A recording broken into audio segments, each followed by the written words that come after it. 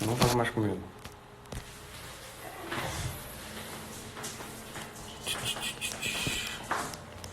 E aí, galera? Todos já estão me escutando? Quem estiver me escutando aí, por favor, faz uma ceninha aí.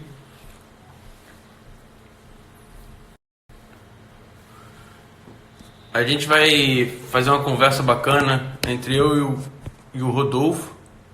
É a nossa primeira live. O Rodolfo faz parte do time Bra. Eu vou adicionar ele aqui agora. O Ricardo, que a gente vai contar um pouco sobre as nossas classes. Eu, Velez de Star, sou proeiro de Star. Rodolfo é proeiro de 470. E a gente vai dividir um pouco nossas experiências, tá bom? Mas deixa mais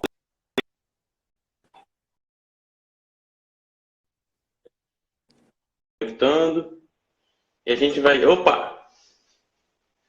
E aí, galera? Fala, Boder. Beleza? Tá? Tudo certo, mano? Aham. Que bom. Vamos interagir um pouquinho com o pessoal, né? Que a gente acabou de... A gente tá, assim, maneira de primeira viagem. E a galera tá entrando ainda aí, já estão uns 15 online. Então... Ó, o Felipe O aí. pessoal... Tiago. De repente a galera botar aí de qual estado tá falando, entendeu? É legal a gente espalhando Alcatraz pelo Brasil. Vamos ver. E... Bom, vamos dar mais um tempo aí.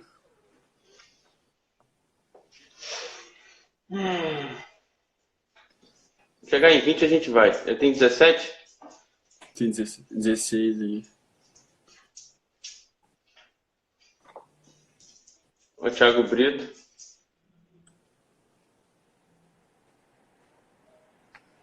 A Martina. Opa, várias mensagens bacanas aí já. Canelão. Bom, vamos nessa. Vamos nos apresentar primeiro. A ideia é a gente tentar falar sobre as diferenças e as semelhanças, mais ou menos, do que os proeiros fazem em seus barcos. Os barcos são bem diferentes. O 470 é um barco rápido, planador. O Star é um barco deslocante, lento e veleja metro a metro. Mas ambos velejam com duas pessoas. Tem um proeiro e timoneiro, e que são de extrema importância.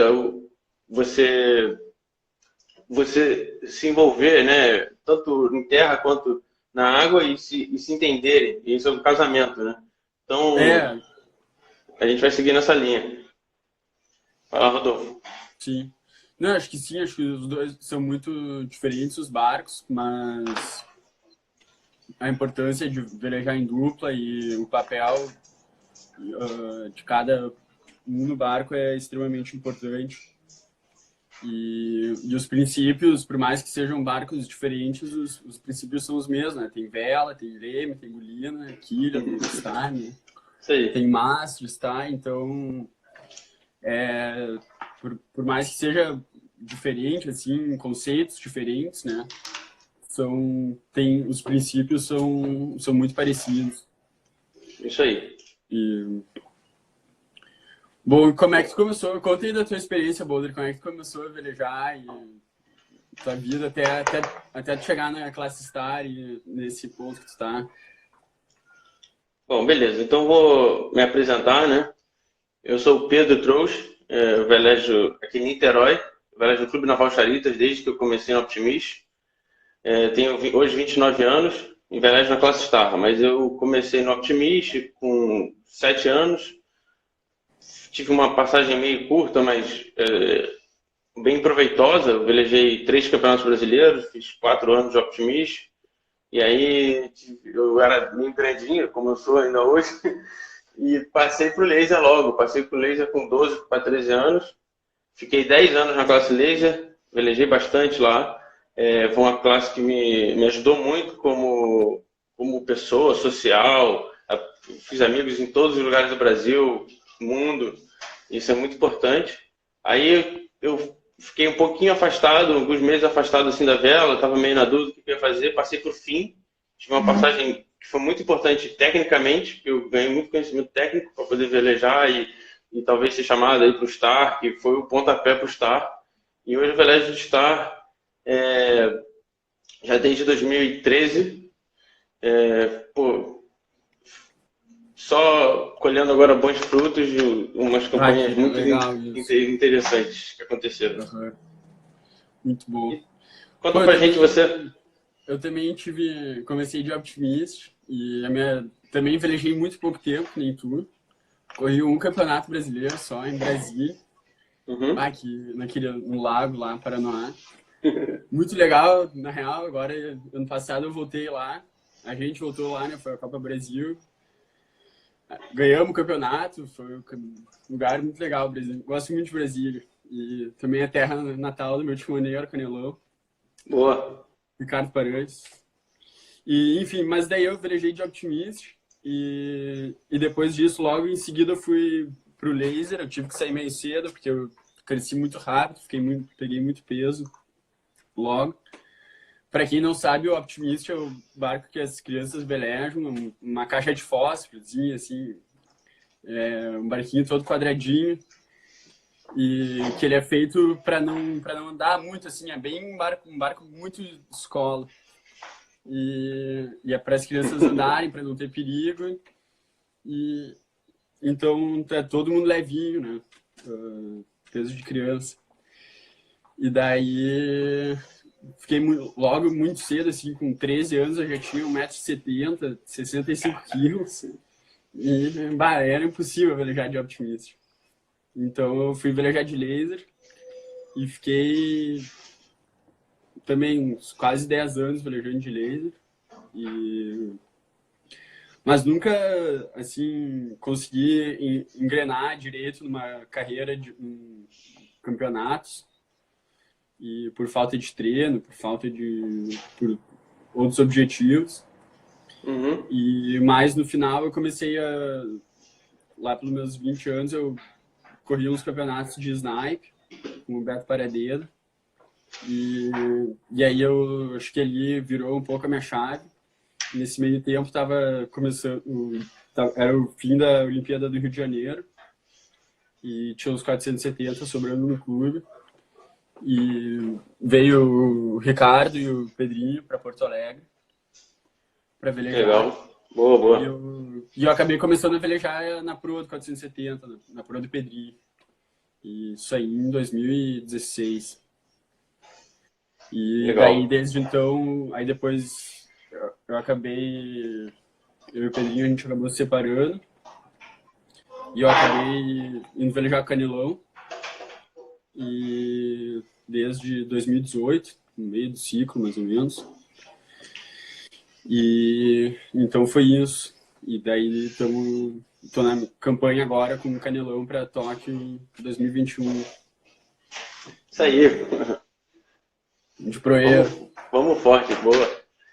Vem cá, aproveitando também, né? Eu acho que é interessante, você tocou um ponto legal, que foi quando você virou essa chave para o lado mais profissional, quando você viu a possibilidade, né? Comigo também foi assim, né? Eu não velejava muito bem de Optimist, eu era um cara meio de flotilha, eu apaixonado pela vela, mas eu não tinha os resultados e eu também não almejava esses resultados, sabe? Eu tava lá porque eu amava aquilo. Eu acho que... desculpa te interromper, mas eu acho que isso que tu falou é muito importante, assim, a gente ter em conta, né? Que muitas vezes a gente tá ali, meio da flotilha e tudo, mas o que te move para estar velejando e querer velejar mais e tudo? É porque a gente é apaixonado pelo esporte e eu tenho certeza que hoje eu consigo velejar todos os dias da semana. E eu tenho certeza que eu faço isso porque eu amo e é a vida que eu acho que eu sempre busquei. E muito boa. Isso eu acho que é o mais importante, assim, pra gente, pra tu querer começar a velejar, dar passos maiores, né? Sim. Então, acho que a primeira coisa de lição que a gente aprende é o amor que tu tem pelo esporte, o quanto gosta, quanto aquilo é legal, que te faz bem. E isso aí me deixa feliz, me deixa muito feliz. Poder velejar todos os dias. Assim. Não, sem dúvida. E a gente É, sabe, uma coisa muito importante, que o nosso esporte é um estilo de vida, né? E a gente é, veleja com qualquer coisa que boie e que a gente precisa colocar uma vela, a gente está feliz e vai estar lá velejando, sabe? A gente sim, caiu um pouco, mas voltou, né?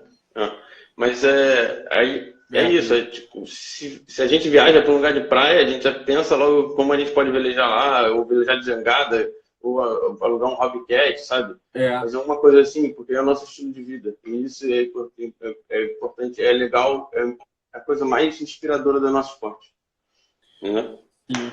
Vamos, Mas, vamos passar por algumas, andar um pouquinho, né? A gente já se apresentou esse aham. primeiro passo, já tem umas perguntas bacanas. Pessoal, se quiser deixar uma pergunta legal, faz aqui, tem um campo de perguntas, e aí a gente vai respondendo e tudo, vai interagindo. E, ó, tem uma pergunta pra ti, Boulder. Opa, Que é, campeonatos de fim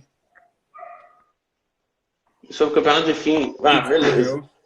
Então, a minha passagem no fim, eu estava tentando. Eu velejava de laser já desde 2004. E aí, em 2008, eu já estava tentando, pô, eu queria comprar um fim, sabe? Eu gostava do fim, eu olhava para o fim e falava que barco lindo, barco rápido, barco forte. Eu era um cara pesado, eu era um barco para mim, sabe? No meu Aham. futuro. E aí eu já estava pesquisando um barco para comprar. Só que eu não tinha condição e eu não consegui até 2011. Então, de 2008 a Sim. 2011, eu só namorei a classe. Enquanto em 2011 eu tive a possibilidade de comprar um barco. Era um barco usado. Em 2011 eu comprei o barco de 2000, que era um Putz. Lemier, bem antigo, mas me deu várias alegrias. E aí no primeiro ano, em 2011, eu ganhei o campeonato estadual aqui no Rio, que foi na Lagoa. E aí depois em 2012, teve a pré-olímpica e o brasileiro, que foi contra o Jorginho, né? Pô, cara, é ídolo. Jorginho. Ele Aham. é muito No forte, ele é um PNG. atleta de alto nível e me deu um banho, né? No brasileiro de fim, eu ainda consegui montar as boias em primeiro, mas no final ele sobrou no campeonato e na pré-olímpica também. Mas o gostinho do fim foi muito importante e a técnica também, né? Porque eu aprendi muito nele, aprendi muito a Sim. velejar de popa bem, que não era um bom velejador de popa no laser, mas no fim eu tive que me adaptar Sim. e Até foi porque um no passo fim muito é importante. diferente, né? É bem diferente do laser, né? Ah, O sim, corpo em si, tecnicamente, né? É free pumping pô, e total. pode bombar o grande à vontade, não é? Sim, sim. Passou de 10 nós, é free pumping. Você pode puxar quanto quiser, balançar o quanto quiser o barco. Eu acho que no Sim. 470 também tem a regra da Oscar, não É, tem?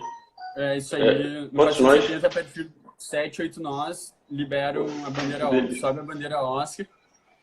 E a Legal. bandeira Oscar é sobre a regra 42, se eu não me engano, que é sobre propulsão.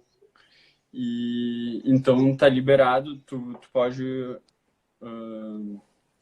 balançar o barco e te mexer de maneira que teu, teus movimentos beneficiem a velocidade do barco ou Isso. ganhar órbita.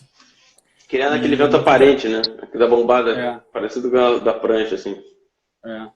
E no que não tem nos outros barcos, que aliás na real tem, mas é um pouco no 470 é um pouco diferente, que é aquele tranco do contravento, né? No laser, É por verdade. exemplo. Pô, quantas pessoas, quantas vezes não tomou a bandeira na largada porque tava dando tranco demais? Eu já tomei E a no bandeira no laser, 470 no não. contravento. É. De E no tranco. 470 é quando o proeiro se desengata e começa a bombar. Pô, então aproveitando a deixa, tem até uma pergunta para você Vai. aqui. É, Aqui, ó, pergunta do Pedro. Ele pergunta sobre trancos no trapézio, como e quando fazer. Qual o momento que você dá esses trancos, assim?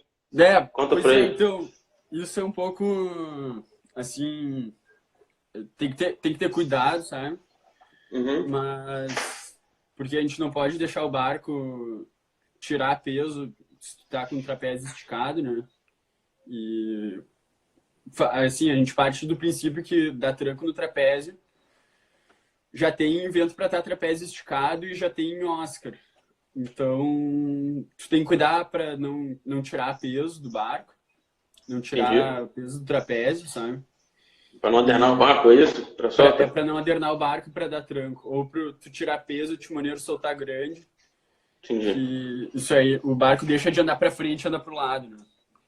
Então, tu Legal. vai tá dando tranco, tudo bem, tudo certo, mas o barco não vai estar na melhor. Então, quais são as horas do tranco do trapézio? Engatado, cara, é quando entra a rajada, tu caminha um pouco para trás e dá uns tranquinhos, indicando um pouco o barco a soltar a valuma, assim, abrir um pouco a valuma para ele dar uma acelerada. E logo em seguida o timoneiro orça, porque ganhou velocidade, e logo em seguida o timoneiro orça. Entendi. Então, mas esse tranco é tipo dobrando a perna, esticando, ou é só puxando a lombar, assim, as costas? Cara, é meio. É Eu difícil não de faço ideia, porque eu nunca explicar. vi de 470, né? É um movimento difícil de explicar, mas é. Pô, é assim, tu tem que mexer. É um movimento só com o quadril. Tu pode usar o joelho um pouco. Mas Entendi. Tu só. É tipo uma ponte, mais ou menos. Equivalente a uma ponte na academia. Tá, entendi, entendi. Show. Tu sobe o quadril e desce com ele rápido. Tá, Com ele entendi. forte. Entendi. Puxando o trapézio para baixo. Porque no Star a gente também a gente usa o Hike Vest, né? Que é o Sim. nosso trapézio, mas a gente é preso pelo umbigo, mais ou menos. Assim, a gente tem um cabo que prende na borda do barco, não fica no mastro. E Aham. aí a gente dá uns Tipo trancos que também. nem no Soling, mais ou menos. Isso, isso. Parecido com o do Sei, Sony. sei.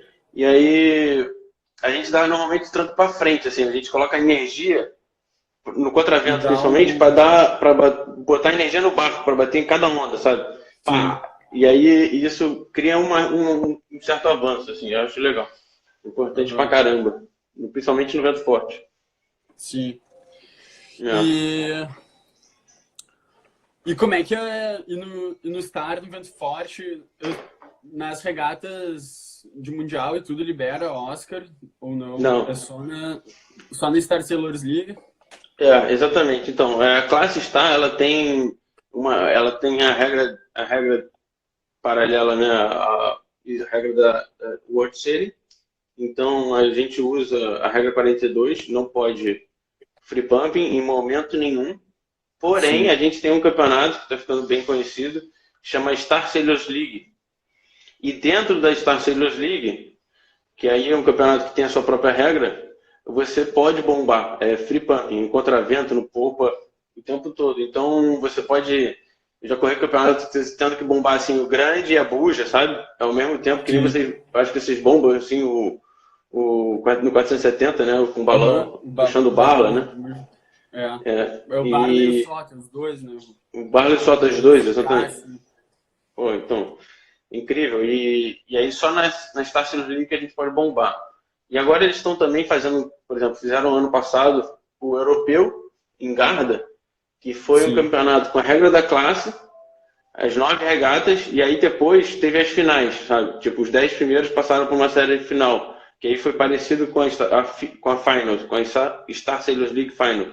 E aí dentro dessa final você podia bombar. Mas durante o campeonato, as 10 primeiras regatas classificatórias não. Tinha bandeira Não. amarela.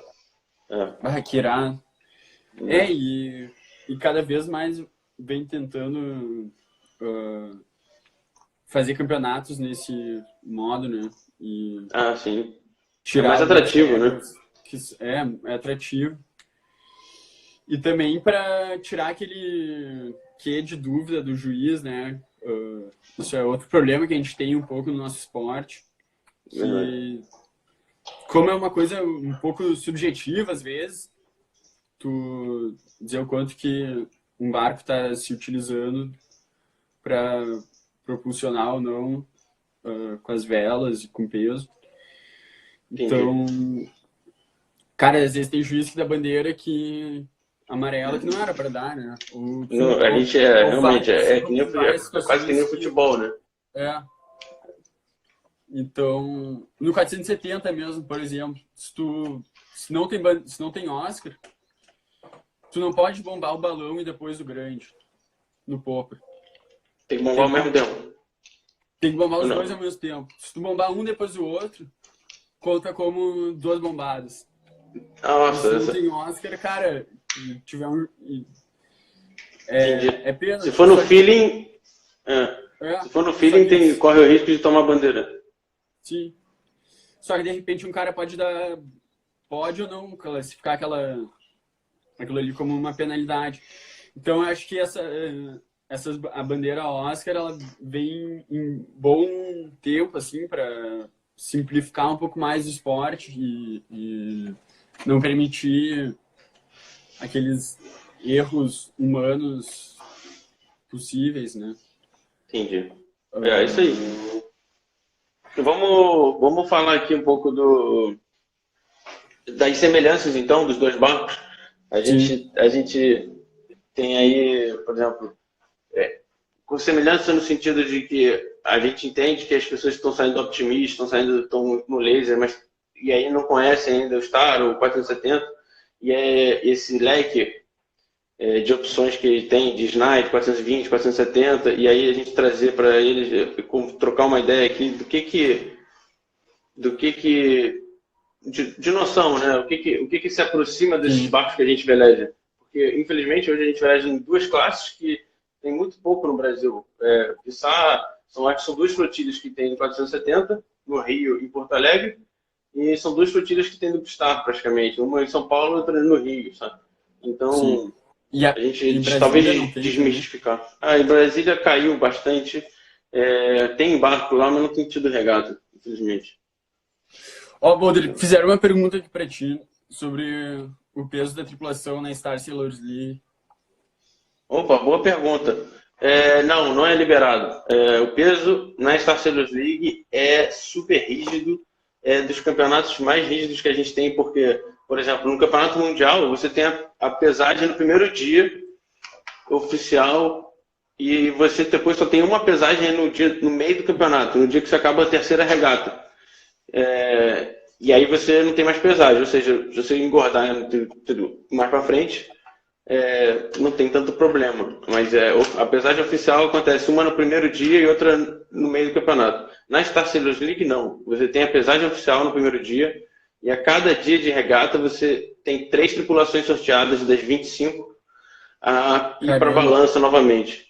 Então, você, depois de um dia de 4 regatas de vento forte, você não pode cair no macarrão, porque se der mole, você pode estar fora no dia seguinte. Pô, E é um risco muito grande. E nunca me aconteceu, mas a gente trabalha para não acontecer isso. E além disso, os 10 primeiros barcos que chegam na final da Star Sailor League também repesam todos eles pela manhã. Então, respondendo essa pergunta, é assim que funciona. caramba, que muito regrado isso. Então, voltando Mas que bom, né? àquele Porque isso aspecto. evita de ter qualquer enganos, Sim, aqueles barco vantagens, não. noturno, né? Sim, O famoso sem barco dúvida. noturno. É por isso Enfim, que todos lá na Star Sailor League, o nível é tão alto, cara. Você ganha uma regata, a regata seguinte você pode ser o último. Então tá todo mundo muito nivelado, né? Os barcos são muito bons, o material é muito bom, as velas são novas. Então, o peso é similar e é dentro da regra, sim. né? Claro que você pode ser mais leve, a regra coloca o peso no limite. Tá todo mundo perto do limite, mas ser mais leve não é vantagem. Então tá todo mundo no Ser mais limite. leve nesses barcos, barco que tem muita vela, assim, e barco bom de contravento, né? Acho que Sim. quase nunca é vantagem, como tu falou. Ó, tem outra pergunta aqui pra gente. Opa, Que tem uma bacana que, aí do Ian, né? o que a vela de oceano acrescentou nas nossas velejadas e no nosso dia a dia, assim, como proeiro de Star 470? Não, começa tu, que tem uma experiência muito bacana também de oceano. Pois é, cara, pra mim, eu acho que acrescenta muito. Acho que o 470 é um mini oceano E porque tem balão, tem buja, tem a mestre, né, óbvio, mas tem a mastreação, os styles, tu mexe em tudo e é parecido, assim. Tem algumas coisas que são um pouco diferentes, mas de regulagem e velejada é muito parecido. Sim. Então, acho que dá para aprender muita coisa com o oceano. As noções de velocidade do barco e arriba e orça. Inércia também, né? A inércia. E acho que o barco de oceano é o barco mais assim completo, o modelo que a gente tem que se inspirar um pouco para olhar e ver como é que um barco tem que velejar, porque um barco muito pequeno, as coisas estão muito ali na tua mão. Tudo que tu faz tem alguma reação, sabe? Então é muito fácil de tu perder um pouco, soltar um pouquinho Perder a mão, né? Perder a mão, sabe? Perder o feeling, exatamente. Perder o feeling. E no oceano, e recuperar muito rápido. Então o erro ele aparece, mas não aparece tanto. Tu consegue resolver com às vezes, sei lá, tu monta na frente, tu pega, mas e não, porque acertou a rajada, que não deixa de ser o principal também, muito importante. Mas todo aquele tramo que tu fez com um pouco mais de escota, um pouco mais solto, um pouco mais caçada, se tu fez com mais peso, sem peso, menos peso. A buja o barco andando muito matado, o barco andando muito apoiado, né, com as birutinhas muito reta, muito arribado. Cara, tu não...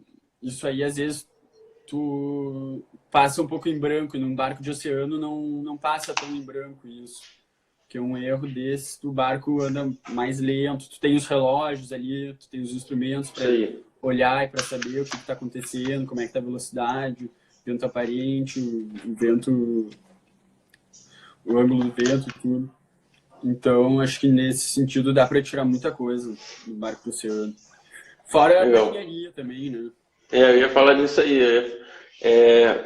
Respondendo o Ian também, né? O que mais me acrescentou foi o fato social. Porque quando eu ainda velejava de Optimist, eu já tive minha primeira experiência num oceano de 4 pessoas, que era um Fast 23, que já era um barco de quilha. E Sim. Aí depois, já no laser, já comecei a tripular mais barcos de oceano. Então, o fato de você ter que velejar com outra pessoa, né? Você aprender a lidar com outra pessoa a bordo, foi o maior ganho que eu acho que eu tive na vela de oceano. Sim, claro. Né? Companheirismo e ter outra pessoa dentro do barco contigo e você se relacionar foi um ponto positivo. Você tá... Claro, com certeza. Acho que o oceano é a nossa escola assim, maior. Sim. De tudo. E ali começa também uma coisa que a gente brinca, não sei se tem aí, mas aqui tem muito, é a família da vela, né? Claro, tem. Os grupos de WhatsApp de cada barco e cada equipe, né? Porque os velejados de laser tem o grupo do laser, aí tem o grupo do Star, tem o grupo dos amigos da travessia de oceano.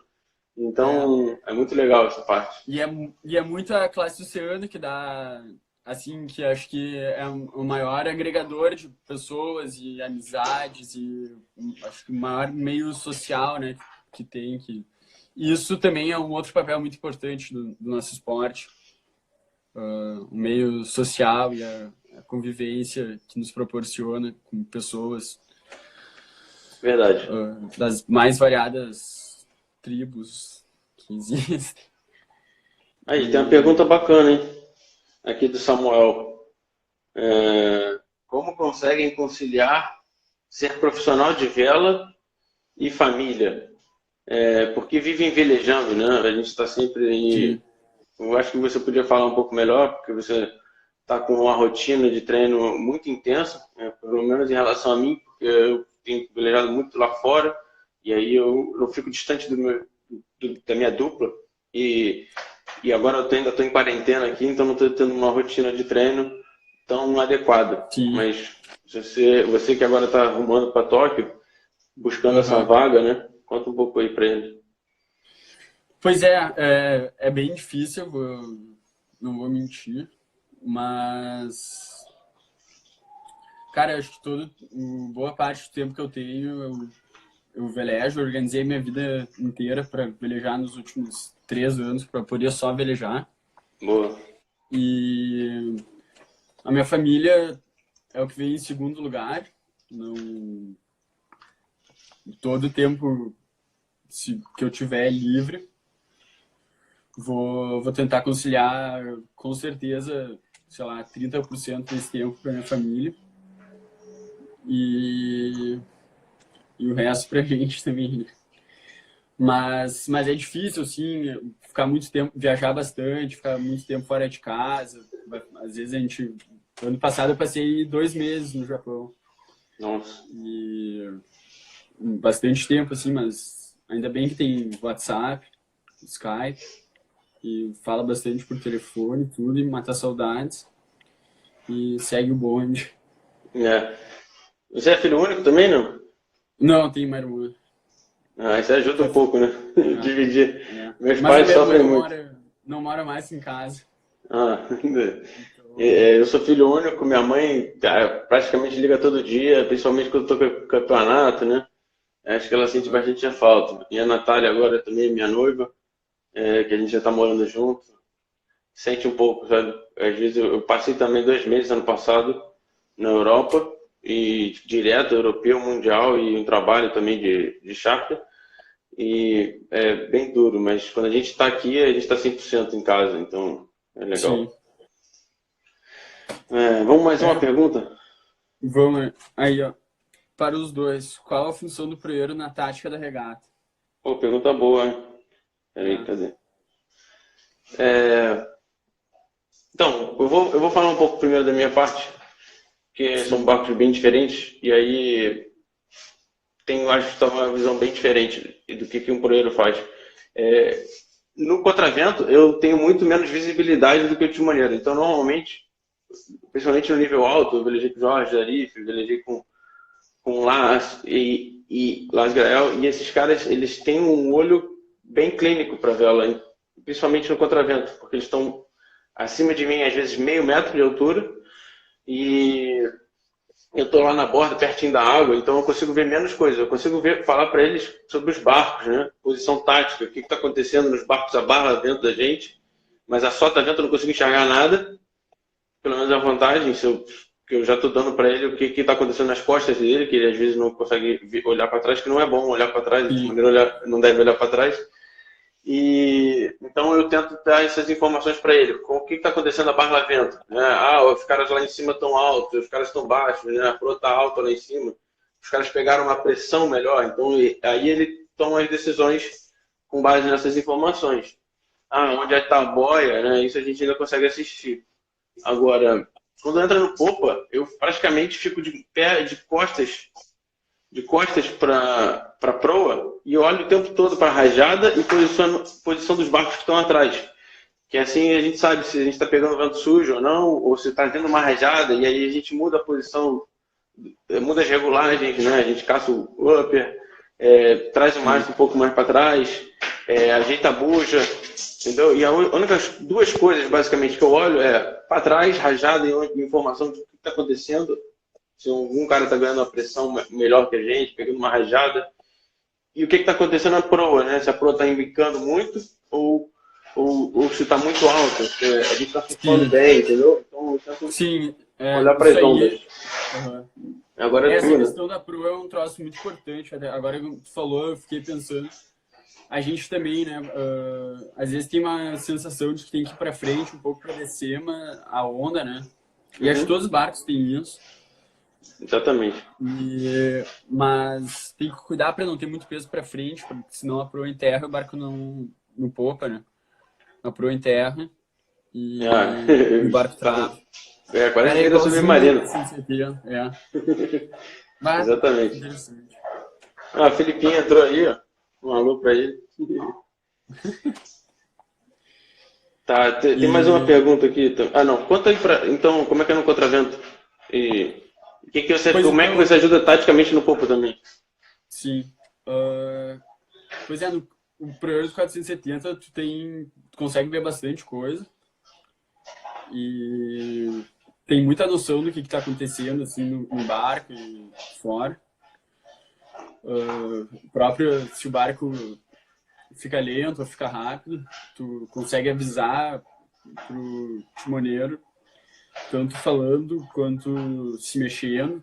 Tu anda um pouquinho para frente, é porque a proa ela já vai dar um pisãozinho para frente, a proa já cai um pouco e o barco já acelera, tu anda um pouco para trás, o barco já orça um pouco. Legal. Então, isso tem muito em 470. Fora isso,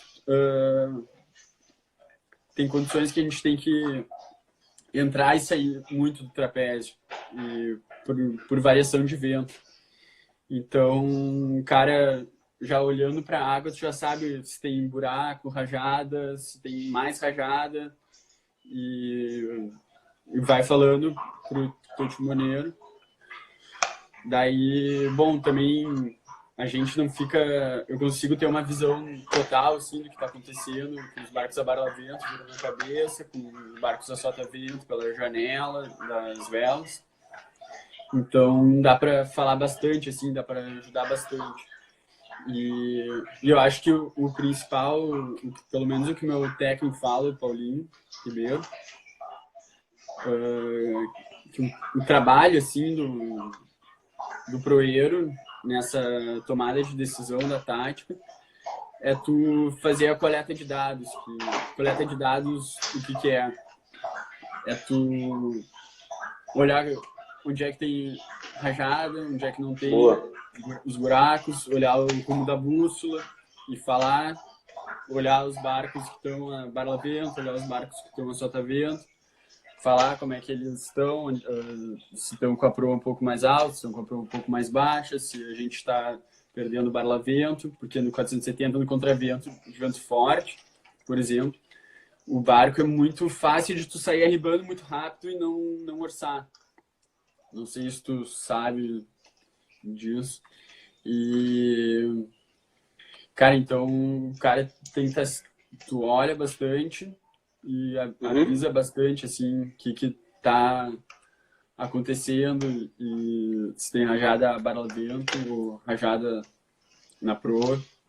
Essa coisa que você falou de coleta de dados é um ponto muito importante. Eu aprendi velejando com o Lars, que, cara, a gente ia para a água, a gente já ia para a água, e a gente saía do clube, já era molde regata, né?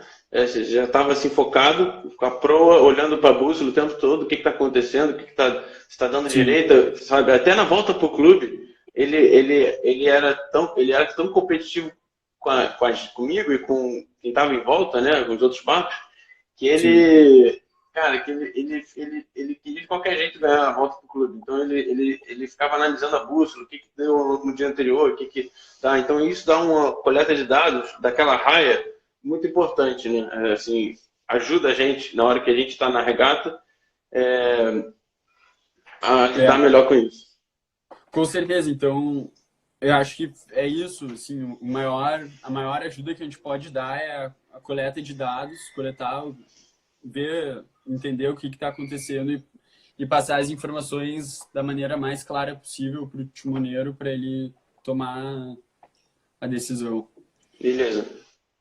Bom, tem uma pergunta aqui, o Felipe fez. Qual é a diferença da tática do Star para o 470, por Star ser mais orçador e 470 mais andador? Essa é boa, hein? Eu acho que... Puxa você. Começando assim, né? O campinho do 470 é bem maior. Porque imagina que de uma ponta a outra da raia, né, dos ley lines, porque tu anda assim, negado sempre. Então, os ângulos são muito mais abertos. Então, acho que isso deixa maior a raia.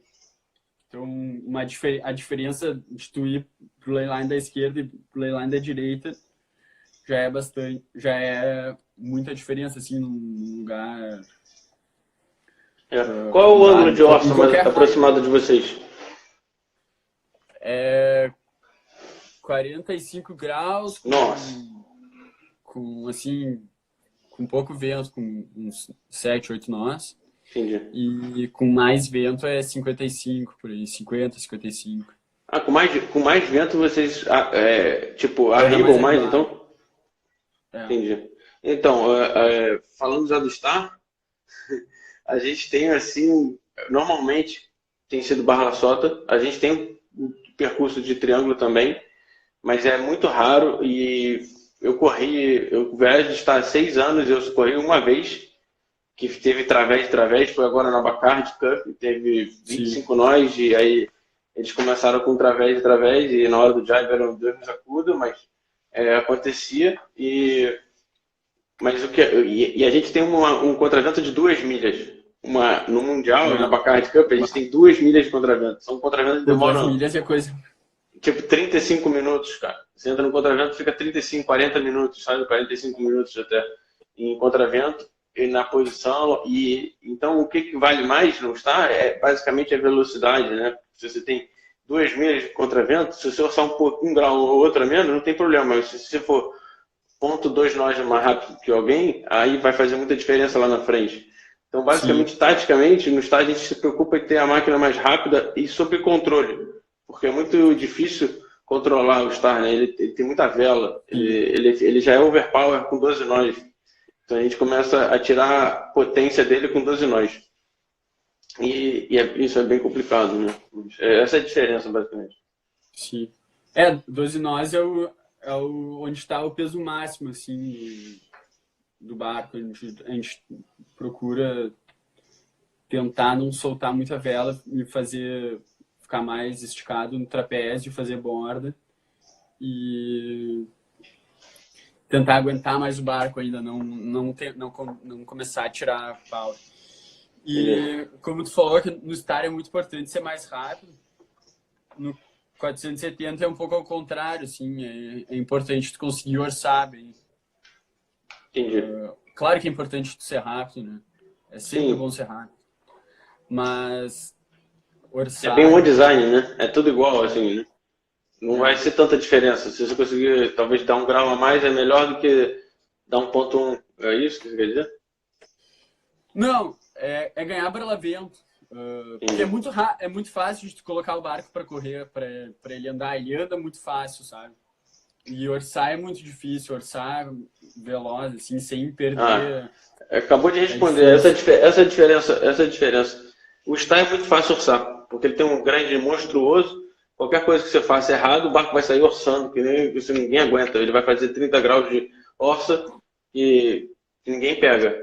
Agora, se ele der mole, você não consegue andar para frente, né? Então, esse 470 já é diferente, é isso aí. Basicamente, legal esse ponto. Vamos voltar às perguntas.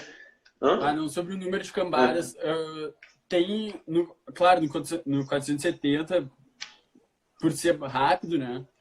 E acho que cada vez mais assim, cada vez mais as classes, os barcos mais rápidos, tenta ter o menor número de manobras possível.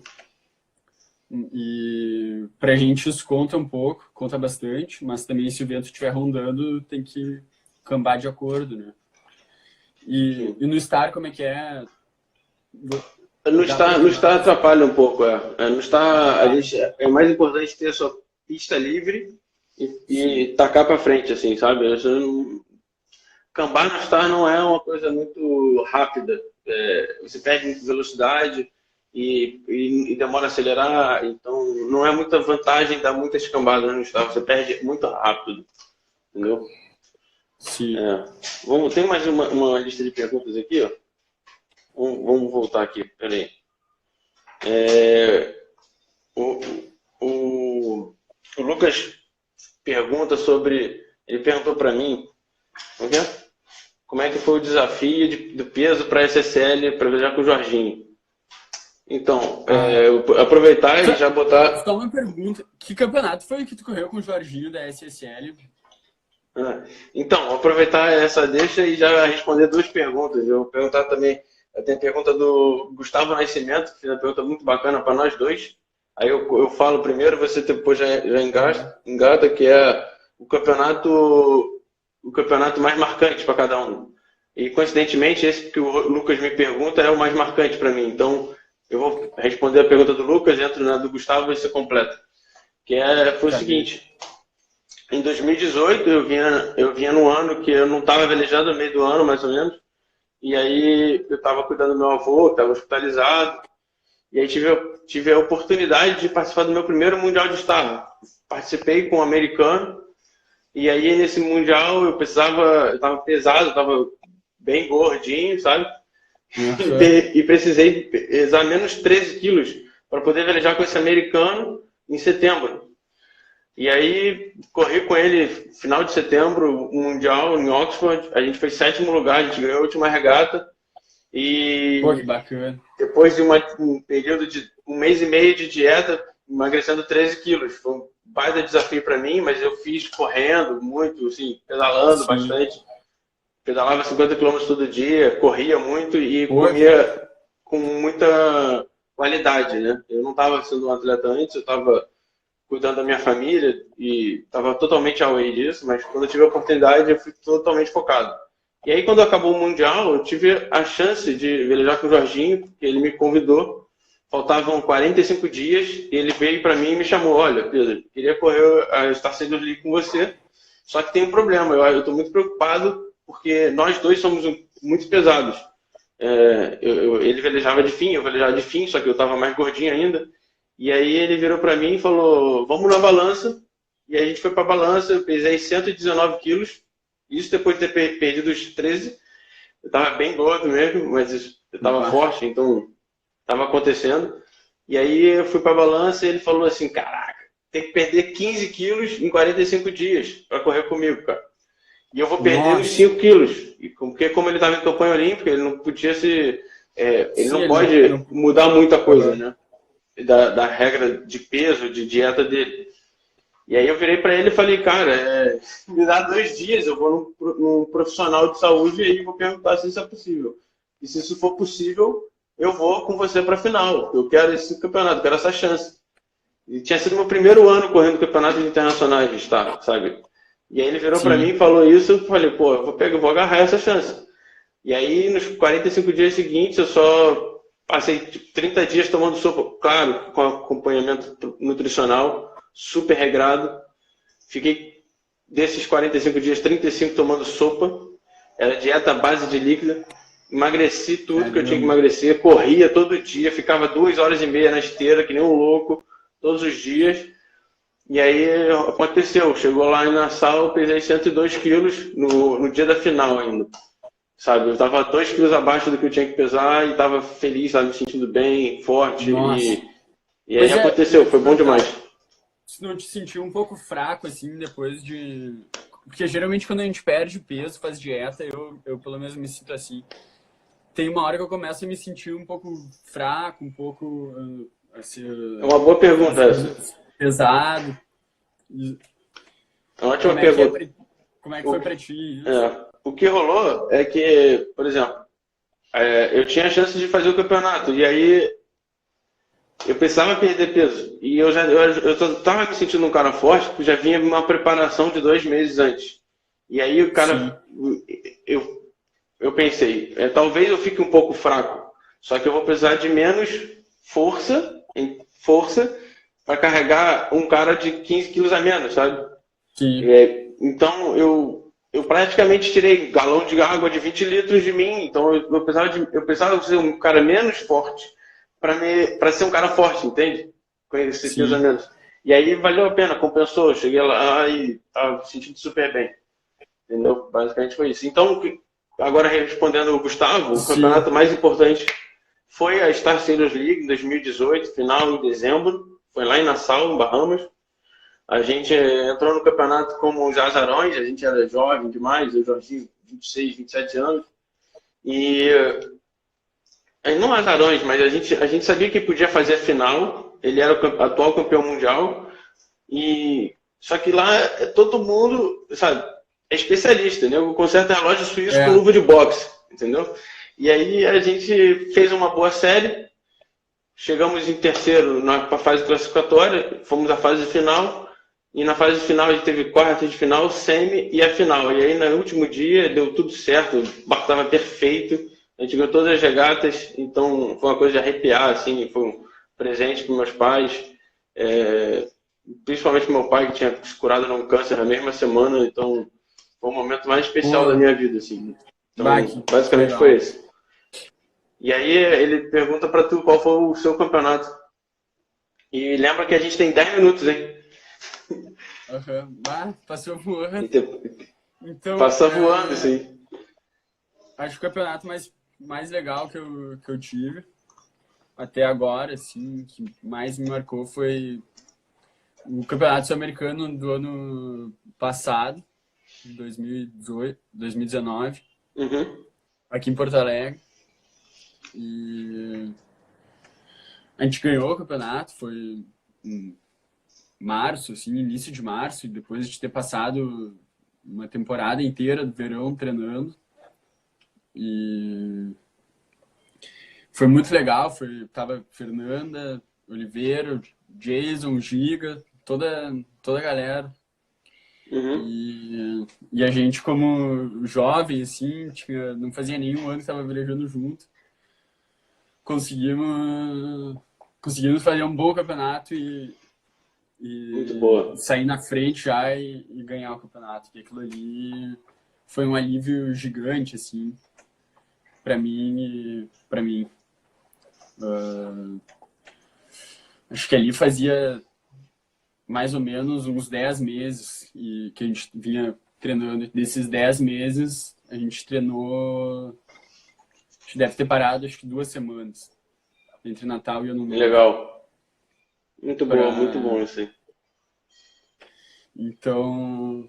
E fazendo academia... E era uma fase, assim, início de ciclo, assim, pro nosso ciclo, né? Então, colocamos academia, muita academia, era velejar, academia, yoga, fisioterapia. Cara, eu acabei o campeonato meio quebrado, mas valeu a pena, assim, foi sangue, suor e o resultado veio. E boa. Foi muito bom. Legal. Vem cá, vamos entrar aqui tem uma pergunta do Luiz, muito bacana. Ele foi um dos primeiros a mandar pergunta. O que ele perguntou? Ele pergunta como é que é a relação de lidar com timoneiros e proeiros diferentes, né? Trocar de barco. Como é que a gente passa isso? Como é que a mudança tanto de barco, que é o material, quanto mudança de pessoa, né? Que é o seu companheiro de equipe. Como é que a gente lida com isso? Então, vamos tentar responder ele aí dentro do tempo. Eu vou falar um pouquinho, porque realmente em 2018, por exemplo, que foi o ano da SSL, eu velejei com 9 timoneiros diferentes, foram uns 12 campeonatos e 9 timoneiros diferentes. A vantagem que isso me deu foi que eu pude aprender várias formas diferentes de fazer a mesma coisa, que era velejar, né, no Star. E eu, com muito cuidado, eu consegui também, quando tinha chance, colocar novas ideias ou novos formatos para aqueles que eu entendia que aquilo que ele estava fazendo não era certo. Por exemplo, como a gente dobrava a buja, sabe? Como enrolava a buja, ou então como cambava, sabe? O meu timoneiro, eu tenho um velejio com um cara da Holanda, o Raiko, que ele cambava muito rápido. E eu falava para ele, o Raiko, você tem que cambar um pouco mais lento, fazer o roll do barco, sabe? E isso eu peguei de um outro velejador, entendeu? E isso é muito importante, foi a parte mais importante. É claro que é muito difícil, eu, por exemplo, eu ainda sofro um pouco de você, quando troca, você demora um pouco para engrenar com outro cara, principalmente por causa da língua. Tenho velejado muito com o americano e já velejei com o argentino também, e aí você sofre para começar. Então, às vezes o campeonato começa, ou às vezes começa com uma regata boa, mas você ainda não está bem afiado com o cara, afinado, bem alinhado, tá bem entrosado. Eu acho que os pontos, assim, com certeza, a troca de experiências e o que tu pode aprender velejando com diferentes pessoas é o que é mais enriquecedor de tu trocar de timoneiros, assim, velejar de diferentes classes. Sim. E porque tu vai aprendendo e vai juntando, e daquilo ali tu faz a tua receita, né? De tudo que tu aprendeu. Sim. E Aqui, deixa eu vale. fazer uma proposta. Vamos levar essa live mais um pouquinho, Vamos, mais uma vamos, meia horinha.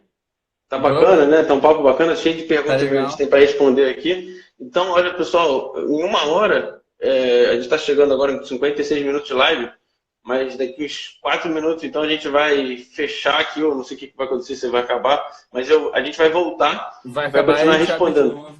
É melhor a gente já fechar e começar outra, né? Eu não sei.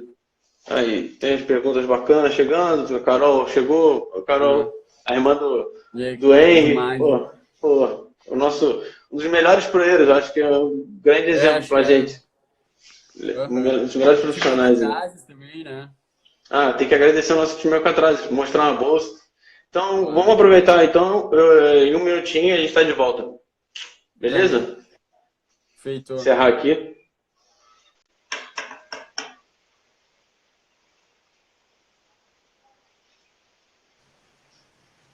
Oba! Foi? E temos internet novamente. Pô, tá com Pessoal, temporal aí, tá chovendo. começou a chover pesado aqui agora. A frente Vai. chegou. Pô, Bom, deixa eu desligar beleza. aqui. Agora tá tudo ok. É, ah, esse papo tá muito bom. O papo de por é bom demais. Imagina se a gente É. estivesse no clube. Ah, Pós-regata, então, é tipo na isso. varanda ali. Peço desculpa aí pro pessoal, mas a gente está tentando melhorar. E vai ser muito legal isso agora. Então, só continuando a pergunta do Luiz, se sobre essa troca de tripulação, troca de barco, né? Eu acho que já falei tudo que tinha que falar, já falei da parte do barco, já falei da parte de línguas, falar e velejar com o gringo é difícil. E o principal, também já foi até assunto, é a parte do peso, né? Porque no Star a gente tem uma fórmula de peso que basicamente é 100 quilos para cada lado, 100 quilos para o timoneiro, 100 quilos para o proeiro, e aí para cada quilo a mais do proeiro é 1,5 kg a menos do timoneiro, ou seja, o timoneiro é penalizado, tem que ser 1,5 kg mais magro.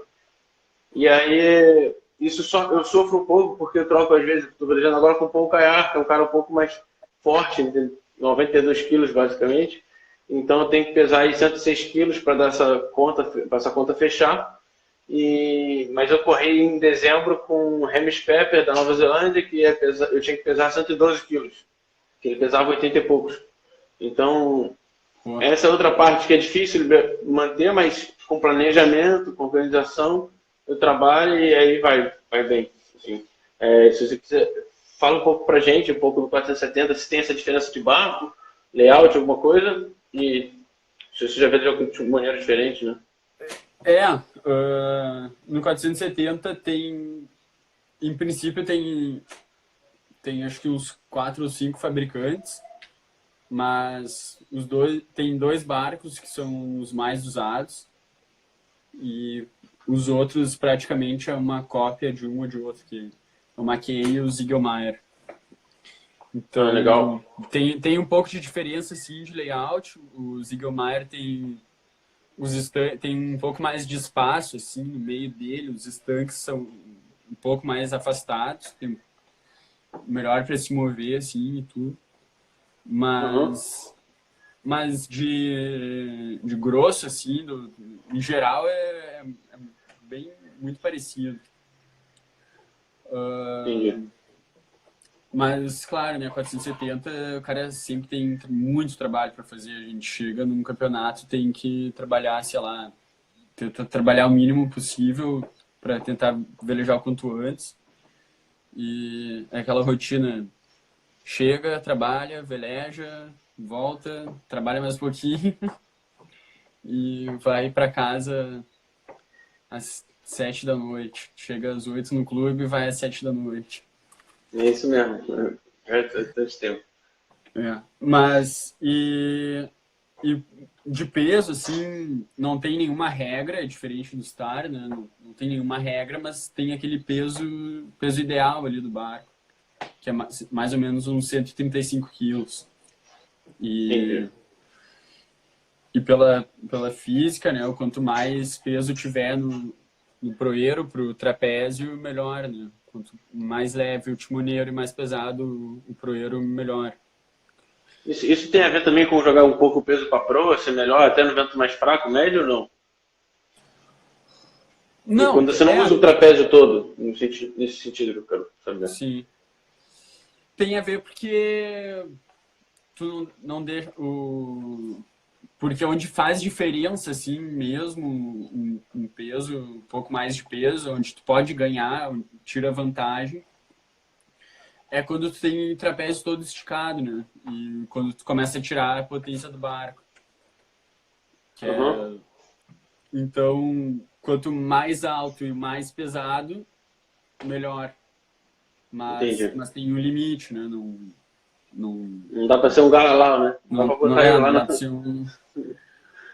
Tem que ser uma vara pá. E sim, daí a diferença de tu velejar com outros timoneiros, tem gente que vai dos 60 aos 67. É, 7 Entendi. quilos a mais, 7 quilos é bastante, né? Num barco de 120 quilos.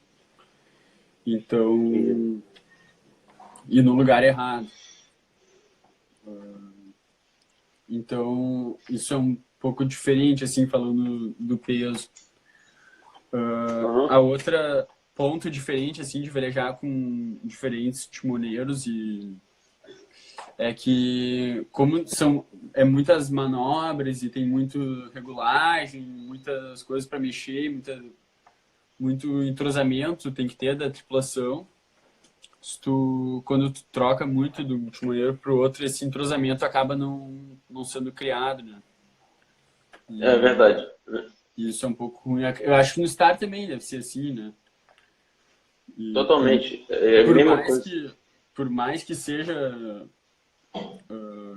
tenha, não sei assim como é que eu falo, como me expressar direito, mas o 400, o Star eu também sei que tu tem que afinar, tem que regular ele como um violino, tem que estar muito na ponta do dedo. Mas o 470 muito entrosamento dos dois, assim. O barco se mexe muito rápido, o barco cobra muito. Tu deixar o barco cair a vento no contravento, tu perde a orça, que é um troço que a gente briga a vida inteira para conseguir orçar 3 graus a mais que o resto. 3 graus já é Entendi. bastante. Então, o barco cobra muito de ti, de quem tá velejando, né? E se não tiver esse entrosamento, é mais difícil ainda. Tá. Vamos entrar, voltar nas perguntas aqui. Tem uma pergunta do Felipe Reis e também do Elion Santana. Ele pergunta muito sobre o 470, que eu acho que é importante. Ele pergunta do preparo físico, como é que você foca, né? No sentido, você faz Sim, mais aeróbico, você faz mais musculação de massa, qual é o seu foco? E mais ou menos que grupamentos você malharia mais, talvez, eu acho que seria sim, legal falar isso para ele. E ele também fala, o Elion fala também de alimentação, peso, dieta, se você sim. tem essa parte regrada, se seu corpo precisa mais disso regrado, ou se você já naturalmente consegue chegar, entendeu, no peso que você quer Sim. enfim. Eu tenho essa parte, assim, um pouco ao natural. A minha alimentação, eu tento cuidar ela no sentido de não comer alimentos ruins, alimentos que vão fazer mal pro meu corpo, né? Não comer coisas Entendi. industrializadas, não até álcool mesmo, uma coisa meio ruim, a pessoa fica incha, sabe? Período de muito treinamento, de muito campeonato, não é bom tomar muito, tomar e assim ingerir álcool. Carne é uma coisa que, pensando bem, eu não consigo comer todos os dias também, porque me deixa um pouco, mas é uma questão mais pessoal, assim. apesar de ser muito importante comer carne pela proteína, mandar um bifão no fim do dia.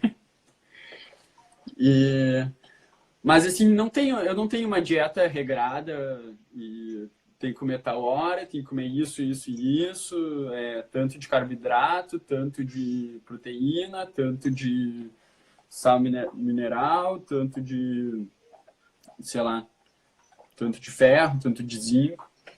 Entendi. Tá tudo certo, assim, acho que o ideal é tu comer para satisfazer, assim, e suprir o teu gasto de energia. Acho que não dá para comer nem demais, porque a pessoa vai ganhando peso, né? Se tu comer a mais do que tu gasta, tu vai ganhar um pouco. E nem de menos, porque vai estar sempre cansado, não vai te render direito os teus treinamentos. E sobre o preparo físico, Isso. cara, o barco em si, assim, ele não te exige uma força extrema, sabe? E também não exige bastante fisicamente. Chega no fim do dia com o corpo fadigado, mas não é algo extremo, assim. Então, e outra coisa também, muitos dos exercícios que se faz na academia, um aeróbico não consegue representar 100% do que está acontecendo em água, né? Porque em água tem ainda o fator de tu não conseguir respirar direito pela água que fica voando na tua cara, né? Muitas vezes, pô, o cara dá uma fungada e vem muita água junto. Também sofro isso no estado. Tem momentos que a gente não consegue respirar direito e tem o sol desgasta muito a gente. A gente não vai sentindo, mas no fim do dia a gente fica cansado, né? E então tem esses fatores, assim. Então, sobre o preparo físico, a nossa teoria desde o início sempre foi fazer o maior número de horas possível de água. E academia, correr, fazer bicicleta, deixar para volta se tiver um gás.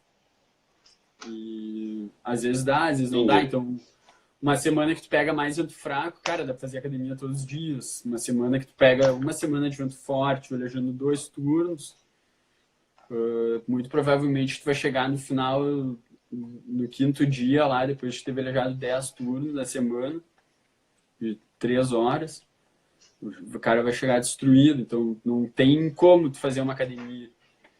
E o mais importante de tudo é velejar, é botar horas de água. Então, assim, tá bom. para Vamos preparar melhor, mais horas de água possível, melhor. Mas claro, tem a equipe PLX que nos ajuda e para tá tudo rodando certinho. Fale. Beleza. Tem mais uma pergunta aqui bem bacana do Alan. Pergunta assim, para a galera que está saindo do AP, muitas vezes dificuldade de fechar uma dupla desmotiva os velejadores. Às vezes eles até começam, né, param. E vocês podem... O que a gente pode sugerir para essa galera que está saindo do Optimist? E, sei lá, então vou dar uma passada aqui, por exemplo. Você está saindo do Optimist porque você está meio grande, talvez seja porque você vai ser um cara maior, né, mais alto, um pouquinho mais pesado. Então, eu sugiro que você brinque um pouco de laser, sabe? Porque o laser te possibilita você ir crescendo, sabe? Se você sai do optimístico antes da idade, começa a brincar de laser, porque o laser vai te dar uma bagagem bacana e aí você vai poder olhar para outros barcos em volta, por exemplo, 420, o Snipe, e fazer uma proa de um amigo, e ali você vai começar a se relacionar socialmente, sabe? Então, eu acho isso. Agora, se você sai do Optimist já com 15 anos, ainda não cresceu muito, né? Não espichou, não pegou muito peso, Aí, de repente, é bacana tu experimentar, fazer uma clínica, porque a CB Vela, às vezes, quando faz umas clínicas bacanas da Vela Jovem, você tentar fazer uma clínica dessa de 420, ou ainda no final do Optimist, antes de sair mesmo do Optimist, você já teria que testar essas partes. E aí eu acho que é um bom caminho. Por exemplo, o Snipe, ele seria uma boa escola para chegar no Star lá na frente. Já o 420 seria uma boa escola para o 470, porque são barcos muito similares, são barcos que foram criados depois, né? Não que o Snipe foi criado para ser a escola do Star, não foi. Ele foi criado, não sei se foi na década de 30, mas eles são muito similares, né? Eles são pesados, são Sim. fundo chato, duas velas, não tem balão, tem cruzeta, tem stay, e se aproximam dessa forma. A tocada se aproxima, né? Você vê muitos velejadores de Star velejando de Snipe pelo mundo, muitos velejadores de Snipe experimentando Star, é bem comum. Assim como você vê a galera passando pelo 420 e 470, que foi realmente um barco criado para ser escola para os 470 que já estavam na Olimpíada. Né? O 420 é bem recente. Então, fechar essa pergunta aí. Sim. Você tem uma dica dessas para falar? Eu acho que a noção de tu pegar o leme de um outro barco, que não é um Optimist, de um laser, né? É uma coisa muito importante tu velejar sozinho num barco diferente. E depois, se tiver a oportunidade de fazer algum período velejar algum período de 420 na Pro também, é muito interessante, porque tu pega noção de outras coisas, tipo do balão, da buja, como é que funciona o mastro com relação ao caimento, a curva do mastro. E eu acho que isso é bem importante, assim, é uma coisa bem válida. Mas com certeza, se saiu antes do Optimist, vai pro laser que não tem erro. Boa.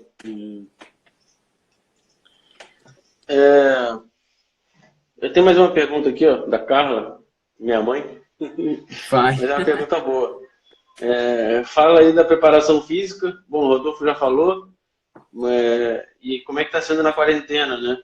Bom, você já está conseguindo treinar aí em Porto Alegre. Aqui em Niterói a gente entrou em lockdown essa semana. Então vou só falar brevemente, para não se alongar muito, o que eu consegui fazer aqui, né? Eu construí um banco de escora na minha casa. E eu tenho treinado no banco de escora para tentar manter a perna. Faço uma série de abdominal com a minha noiva, de abdominais com a minha noiva.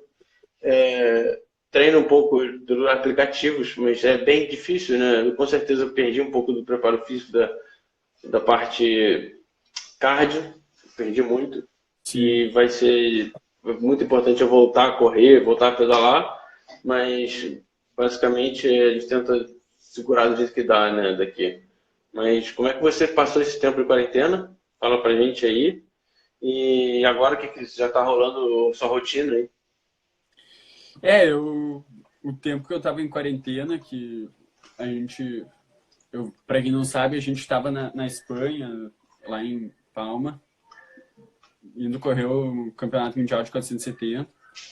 E aí, logo antes de começar o campeonato, estourou o coronavírus e a gente teve que voltar às pressas pro Brasil.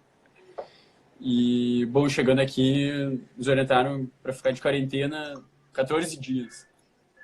E eu fiquei daí 14 dias em casa.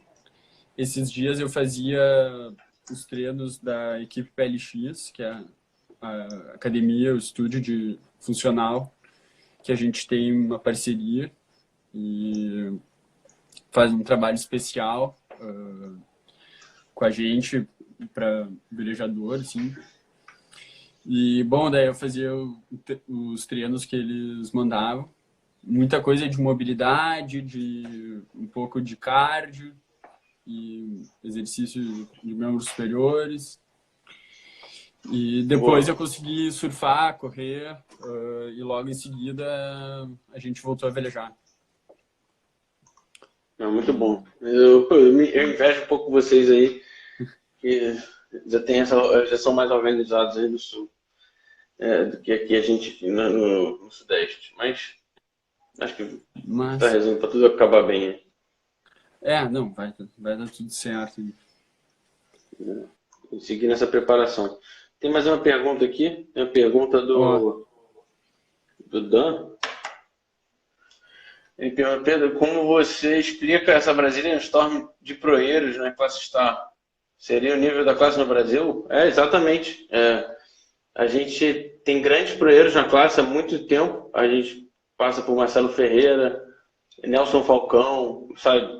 Bruno Prada, que ainda está ativa no mais alto nível, porque o cara acabou de ser campeão mundial novamente.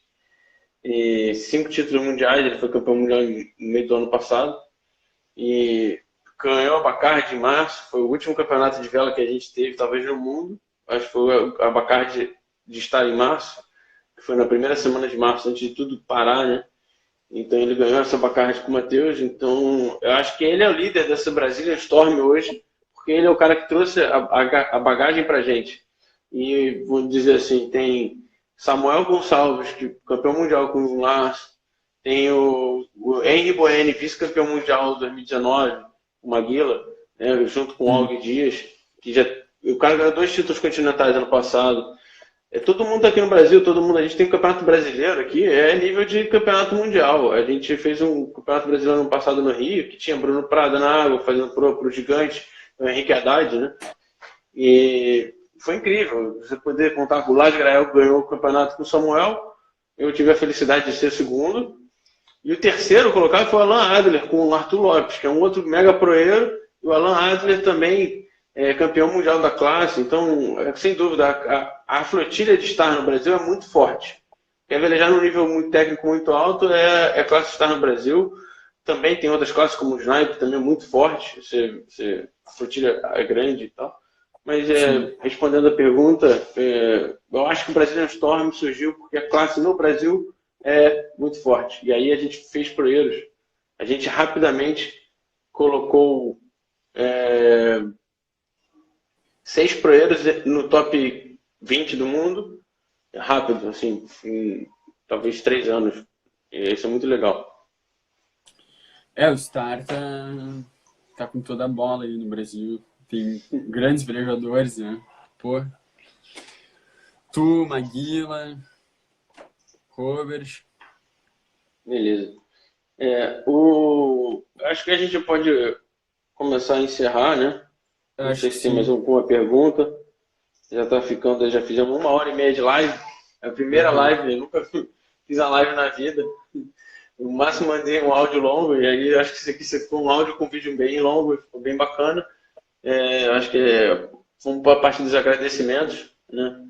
Eu queria agradecer muito ao Alcatraz, deu essa oportunidade para a gente de começar esse programa de lives. Eu acho que a gente vai poder contar um pouco da nossa história, contar um pouco do que está acontecendo, quais são os nossos planos. E eu acho que vem coisas muito boas aí. A Alcatraz, ela apoia a gente de uma forma tão carinhosa, tão bacana, que vai ser uma amizade de uma família forte para muito tempo. Eu acho que é isso. Eu agradecer o Tailan, a Martina, o Alemão e todos vocês que estiveram aqui acompanhando com a gente. A gente teve momentos aí com 40 pessoas online e é isso. Rodolfo, quer fazer um agradecimento? Eu também acho que queria muito agradecer ao Alcatraz por nos dar essa chance e o trabalho que eles fazem e essa camiseta que eles vestem pelo nosso esporte, pela vela, por fazer questão de ser uma empresa relacionada exatamente com a vela, deixa isso mais especial, assim, fazer questão de nos apoiar. Então, exatamente, muito obrigado a eles pelo apoio ao esporte, ao nosso amado esporte. E obrigado por essa chance de poder contar um pouco das nossas experiências, e é sempre bom falar sobre isso aí. Isso. Sempre bom conversar sobre Eles estão aí para apoiar a gente, Lembrei, já aproveitar que o Ceará entrou aí, o Gustavo Nascimento, só para a última pergunta dele, a gente esqueceu. Qual é a nossa condição favorita de velejar? Só para fechar agora, já que já teve gente que entrou nova aí. Pô, Qual é a sua favorita? vamos ver se é parecido. Cara, eu acho que 20 nós, mar, onda grande, tipo Búzios. Pô, é a mesma que a minha. A minha é Água isso, eu quente, queria Búzios, água quente, 20 nós de vento, se vento, tiver 20 25 também não é nós, problema. é, onda, E aí, principalmente onda boa, é muito bom surfar. é. É isso aí. Valeu, pessoal, muito obrigado. Estou muito feliz, eu acho que a gente está aprendendo um pouco como mexer nessa ferramenta e é isso. Eu espero que tenha sido legal, a gente tenha trazido um pouco de informação e conteúdo para vocês e qualquer coisa que vocês queiram saber, entra aí no time Bra 7, que é a galera do Rodolfo e o Paranhos, e também aqui no Alcatraz, vocês podem me procurar também, meu nome é bem simples, @Pedro Trucci, e vão achar no Instagram aí, a gente vai se falando. Falou? Valeu. Falou, galera. Muito obrigado. Valeu, pessoal. Tchau. Falou.